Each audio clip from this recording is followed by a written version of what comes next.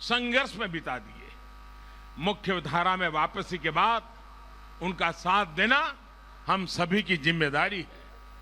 जो अभी भी किसी कारणवश नहीं लौट पाए हैं, उनसे भी मेरा आग्रह है कि असम के बेहतरीन भविष्य के लिए, आपके स्वयं के बेहतरीन भविष्य के लिए हिंसा का मार्ग छोड़िए। आत्मनिर्भर असम के संकल्प की सिद्धि के लिए आपकी भी जरूरत है। असम अकॉर्ड के तहत जो भी बातें तय हुई हैं, उन पर काम तेजी से जारी है। हर जनजाति की आकांक्षाओं को, सभी के हित को ध्यान में रखते हुए असम की सरकार के प्रयास निरंतर चल रहे हैं। जिस प्रकार वर्षों पुरानी समस्याओं की शांति के साथ हल किया गया है, उसी प्रकार बची हुई समस्याओं का भी समाधान तलाशा जाएगा। साथियों, यहां टूरिज्म के लिए, टूरिज्म आधारित रोजगार के लिए यहां बहुत स्कोप है। आपके पास पहले यहां मानस नेशनल पार्क, बोगामती, मोइना पुखरी, मानस सौसी, खोंगोखोर ऐसे अनेक पर्यटक स्थल हैं। टूरिज्म को बढ़ाने के लिए यहां की रोड कनेक्टिविटी, तेज इंटरनेट कनेक्टिविटी को गांव-गांव तक पहुंचाने का प्रयास हम लोग तेजी से कर रहे हैं। जो काम अभी चल रहे हैं, एनडीए सरकार की वापसी के बाद उन्हें और तेजी से पूरा किया जाएगा। जहां भी नए पुलों की आवश्यकता है, नए पुल बनाए जाएंगे, आवाजाही को और आसान बनाया जाएगा। साथियों, यहां साल के एक हिस्से में बाढ़ आती है और दूसरे हिस्से में किसान को पानी की कमी से जूझना पड़ता है। इस स्थिति को बदलने के लिए हम पूरी ईमानदारी से काम कर भी रहे हैं और आगे भी करेंगे। पीने के पानी के लिए हर घर जल अभियान को भी 2 मई के बाद तेजी से और आगे बढ़ाया जाएगा। प्रयास ये है कि जल्द से जल्द असम के हर परिवार को पाइप से पानी की सुविधा दी जाए। भाइयों और बहनों, यहाँ के चाय बागान में काम करने वाले साथियों को भी कांग्रेस ने लंबे समय तक मुसीबतों में रखा, अभाव में रखा। चाय बागान में काम करने वाले लोगों के लिए सबसे ज्यादा काम एनडीए सरकार ने किया है। इस साल के केंद्रीय बजट में चाय बागान में काम करने वालों के लिए 1000 करोड़ रुपए की विशेष व्यवस्था की गई है। 1000 करोड़ रुपया शायद पहली बार आजादी के बाद एक साथ चाय बागान के लिए खर्च करने का तय हुआ है।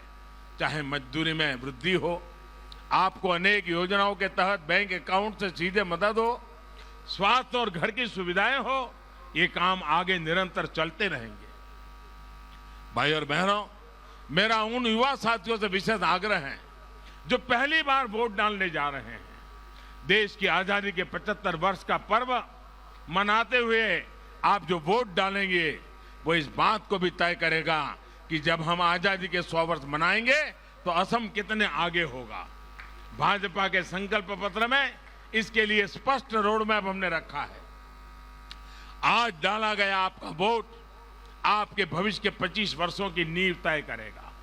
असम के एक बड़े हिस्से ने अपना दायित्व निभा दिया है। 2 राउंड के मतदान में सबने बहुत उत्साह के साथ इस सपने को पूरा करने के लिए अपना काम किया है।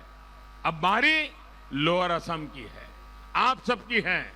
महाजोत के महाजूट को आपको सिरे से नकारते चलना है।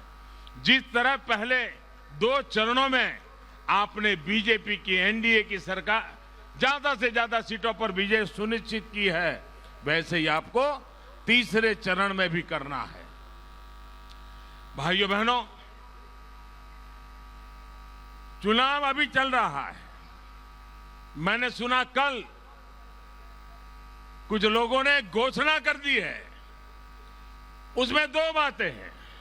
एक तो उसमें उन्होंने मान लिया है कि ये चुनाव वो हार चुके हैं, और अगली सरकार कैसी बनेगी, वो सरकार वालों ने क्या पहना होगा, उस सरकार वालों ने क्या दिखते होंगे, इसका वर्णन किया है।